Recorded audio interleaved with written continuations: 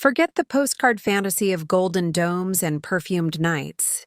If you were a young woman inside the Ottoman Imperial Harem, your world wasn't velvet. It was a machine. Behind Topkapi's tile and light, rules clicked like gears, bodies catalogued, cycles timed, futures filed away in cabinets. The spectacle outsiders gossiped about. Silk, song-soft lamps was the camouflage of a bureaucracy that learned to turn desire into paperwork and punishment into procedure. Each evening, fear had a sound, a silver tray sliding like a blade through corridors, carried by eunuchs whose footsteps never hurried. Names lay folded on parchment, a lottery no one wanted to win. Selection wasn't romance. It was a summons, and the first test was treacherously ordinary, your own biology. A stain on the calendar could become a verdict. Girls rehearsed, smiles before mirrors so their faces wouldn't betray the tremor in their throats. They learned to breathe, in rhythm with the palace so the palace wouldn't notice they were breaking. Account books recorded everything: lamps, lemon water, linens, and elsewhere, the cost of rope woven from silk. The harem was not a wing of rooms. It was an operating system, updated by edicts, patched by gossip, secured by fear. Girls entered with borrowed names, and were taught to step softly as if the floor itself listened. The chief black eunuch kept time like a metronome. The golden hall arranged bodies into rows. The tray arrived. The air thinned. Somewhere, a girl practiced gratitude like grammar, conjugating I am chosen into I am safe, while knowing both could be false. And always the question that sounded clinical and landed. Like a knife, should the seed be preserved? This is the door we step through, not a romance, but a clockwork nightmare that pretended to be paradise. In that world, even time wore a uniform. Hours marched in files, ablutions, inspections, needlework, recitations, and the careful curation of silence. Tutors polished music, poetry, and arithmetic, yet every lesson bent toward usefulness to a throne they would never sit upon. Rumor traveled like perfume, and girls learned the value of secrets the way sailors learn wind. A favored comb, a glance withheld, a cup of sherbet refused. Each tiny vein showed which way danger blew. Mothers of princes taught paradox. Be noticeable when gifts are handed out, invisible when blame is. Laughter was rationed, traded at night like contraband. Some wrote prayers on scraps and swallowed them. Others memorized the map of shadows, arriving exactly when they were not expected. The palace trained genius for the smallest stage. Adjust a candle to flatter a face. Fold grief to wear beneath jewels. Choreograph obedience that still left a fingernail of self unclaimed. The miracle, if any, lived in friendships that flickered despite design. Hands. Squeezing hands under brocade. Lullabies traded between beds. Sisters briefly before the tray erased the plural. From within this mechanism rose a figure who refused to be a replaceable gear. Alexandra Lisovska, Roxelana, Hürrem, arrived as wreckage and became weather. She studied as if breath depended on verbs, sanded the edges of her accent on the whetstone of repetition, and mapped the Sultan like a coastline, where storms broke, where harbors lay. When he was hungry for verse, she fed him poems. When he watched politics from a height, she built stairways of conversation up to him step by step. Charm was not her gift. Calibration was. She practiced the science of uncertainty, that modern psychologists would name intermittent reinforcement, warmth as flare, distance as eclipse, until his attention orbited her gravity. Fires made heroes in wooden palaces. She learned which sparks to nurse and which pages to save. The unbroken rule, sultans did not marry became, under her handwriting, a negotiable myth. Letter by letter, she threaded affection through policy and stitched her body into the constitution of power. Yet power, in the harem's grammar, always demanded an object. For her children to live, another had to die, and the name was Mustafa. She did not poison, she persuaded. Suspicion accumulated like frost on the sultan's windows, every rumor a crystal, every silence a night colder than the last, until a father's hand signed a son's breath away. Witnesses say she did not tremble. Perhaps she could not. The harem taught arithmetic with lives for digits, and she solved for survival with a pencil that never smudged. She wrote love like law and law like love, so that justice wore the cologne of jealousy and affection sounded like strategy. If she is a heroine, it is of a tragedy where escape requires becoming the architecture. If she is a villain, it is of a world that supplied no gentler tools. History often mistakes the last one standing for the luckiest. In Topkapi, the last one standing was usually the best at not blinking. She built defenses out of attention, learning the appetites of ministers and the vanities of poets, bribing with compliments when coin was crude, paying with silence when words would accrue interest. She sponsored kitchens and baths, orphanages and mosques, architecture as argument, generosity as evidence. In her mirror, she practiced not beauty but certainty. Her letters glow with sweetness and steel. After Mustafa, the palace slept with one eye open. Alliances shifted like sandbars. Even lullabies listened for spies. To hold a new rule, she had to be its daily demonstration. A wife in a world that denied wives. A minister without portfolio. A mother whose tenderness could never look like weakness.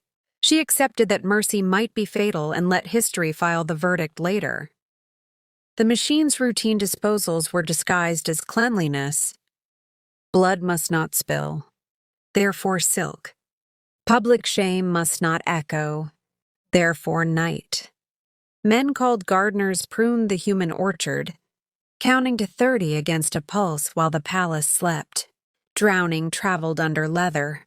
The sea-keeping secrets the streets would have shouted. Old palaces received the remainder like warehouses for air. Women shipped there with names that no longer opened doors. There were budgets for each method. Neat sums beside neat words. Relocation, special arrangement medicine. Medicine sometimes tasted of almonds. Clerics composed opinions to soften the moral edge, as if language could bless the bruise it caused. Records survived better than their subjects. Triplicate ledgers with dates and tidy reasons, sudden illness, melancholy, accident. A century of paper could explain away a century of absence. Even the men who tightened silk cords paid for sleep with coins of nightmare, writing apologies no one would read. And beyond the women, another harvest marched. The dev shirma, boys counted like taxes, converted into instruments that could no longer remember the song of their mothers. Kitchens. They learned to speak in tongues that did not know their names, to fight in formations that stepped over yesterday's childhood, to look back only when ordered. The palace school refined them as if polishing mirrors, removing the fingerprints of origin until loyalty reflected only the crown. Beauty lacquered the process, tiles, calligraphy, music, so that even trauma had a frame. Hierarchies inside dormitories deputized older boys to break newer ones. Abuse took the alias mentorship and drew a stipend. On exhibit days, talent and flesh blurred. Ledgers recorded rentals the way markets list grain. The graduates carried excellence like armor and emptiness like bone.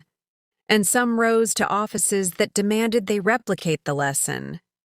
That a system survives by teaching its pain to administer itself. At Eskişehir, days pooled without edges. Women invented holidays from memory. named constellations through barred windows, kept dictionaries of forbidden futures, fields, doorways, markets, reciting them like spells against erasure. In the Enderun, boys learned to forget without leaving fingerprints. Senior students became archivists of ritual, teaching how to fold the past into a crease no interviewer would find, how to wear devotion like skin. Some found dignity in excellence, the violin tuned to a blade, the script upright as soldiers, because craft obeyed honest laws. But even craft was repurposed. Music to soothe insomnia before campaigns, geometry to aim cannon, poetry to seduce obedience. The palace was a university whose final exam measured usefulness to power. The wrong answer was a door you did not return from. Statistics, when gathered from so many rooms, begin to resemble a map of weather.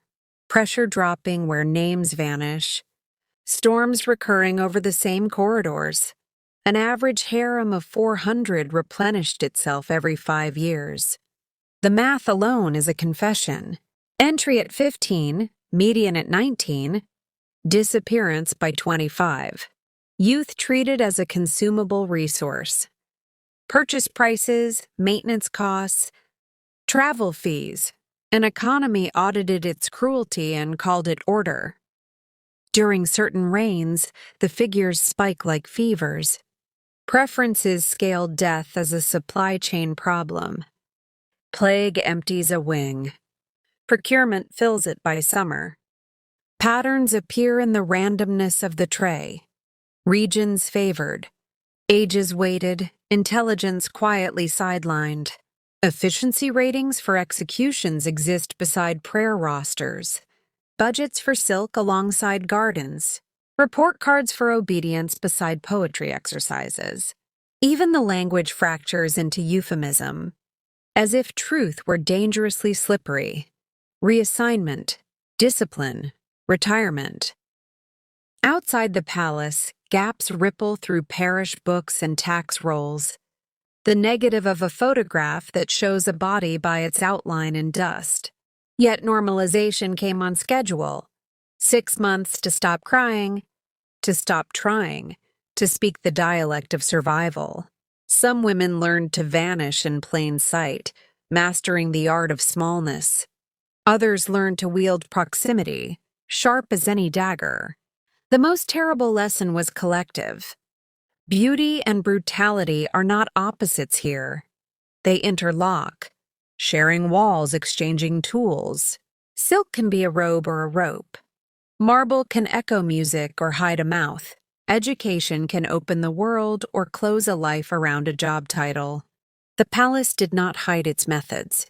It hid them in plain ceremony, until even witnesses performed the choreography without seeing the stage. When storms broke, they wrote memos. Plague, fire, famine. Each catastrophe became a worksheet. Losses in one column. Requisitions in another. Procurement officers sent instructions along slave routes like orders for timber. Colors desired, ages preferred, temperaments most adaptable. Market towns learn to anticipate the taste of the capital the way vintners learn weather. Even grief had an exchange rate. Executioners who cracked under the tax of nightmare were replaced with men who could count faster. Physicians invented new names for old sorrows to keep the ledgers tidy. And always the tray, that minimalist theater. Paper, ink, metal, breath. The randomness was curated. A careful thunder meant to scatter hope without extinguishing it. A room that never knew which name would be called could not conspire. A bureaucracy that atomized fear could manage it. Outside, sepulchres filled. Inside, voice dropped a register to avoid echo. The palace did not bother to whisper to God that it was right. It documented that it was efficient. The end arrived as reforms first whispered and then shouted, resisted by those who had turned survival into rank. Abolition wrote exceptions for the palace. Constitutions invented footnotes where women fit. It took an empire's collapse to loosen the hinges. When soldiers opened sealed rooms, the air sighed out like an old secret. Some of those freed asked, terrified, to stay. Museums replaced guards. Captions replaced orders. Tourists learned to hold their breath only for photographs. Tiles still glow. Gardens still lean into sun. Stories still prefer perfume to facts. But the archive argues back, bones and walls. Ledgers of purchase and disposal. Letters that warm the hand and freeze the gut. Memory is a duty, not a costume. If we forget, the blueprint waits. Anywhere power can own a body. Anywhere tradition can launder harm. Anywhere budgets can itemize grief. So take one last look at the silver tray. It taught hope to mimic danger. Taught danger to wear manners. Taught ordinary people to operate in extraordinary cruelty by dividing labor into palatable tasks. If gratitude wakes in you tonight, let it walk with vigilance. Name the pattern when you see it. In factories that eat hands. In markets that price girls. In rituals that starve dissent. Refuse the romance that edits out the cost. The past is not a foreign country. It is a manual some still quote. We close this door not with incense, but with clarity. Remember the 3 who lived and the hundreds who did not. Remember the boys trained to forget themselves. Remember how beauty and power can rhyme with erasure. And if a guide smiles and says, "Here the women lived in luxury. Hear the quiet correction rising in your chest. Here, they survived." Some reforms were sincere. Others were theater for Europe. Clerics argued over syllables while tradesmen quietly rewired their loyalties. Young officers educated abroad smuggled new air under old doors. The last custodians of the harem tried to stage manage the ending. Curtains drawn, records trimmed, the past perfumed for visitors. But time is a forensic expert. Renovations disclosed bones. Archives outlived censors. Testimony ripened into scholarship. Today, cameras pan across courtyards where the echo still remembers different footsteps. The guide's script softens. But if you stand very still, you can hear the question that once rationed sleep. Should the seed be preserved? We answer it now with a wider mercy. Preserve the record, the warning, the faces that never owned their names. Let tours end with a glance at the Bosphorus, not for beauty, but for burial. Let language refuse euphemism when it meets a ledger. And when the world offers you a tray, choice disguised as fate, teach your hands to place it down. If you enjoyed this story, make sure to like and share it. Don't forget to leave your thoughts in the comments and tell us what topic you'd like the next story to be about. And don't forget to subscribe to our channel, Legend and Lore Stories, for more exciting stories like this.